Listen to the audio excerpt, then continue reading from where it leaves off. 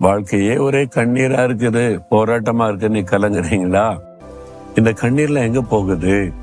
அதாவது 2 இடத்துக்கு போகுது. ஒன்று, நாம நினைச்சு பரிதாபத்தோடு அழுது கொண்டு இருந்தா கண்ணீர் வீணாயிரும், அவ்வளவுதான்.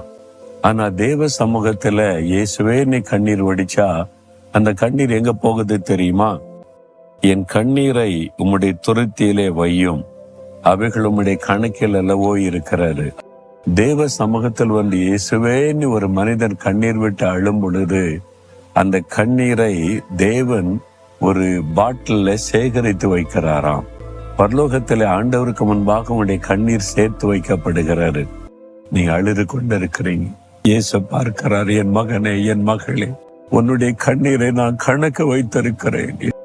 இனி நீ அழாதே, நான் உன் கண்ணீரை துடைக்கும்படி அற்புதம் செய்வேன் என்று ஆண்டவர் உங்களுக்கு சொல்லுகிறார்.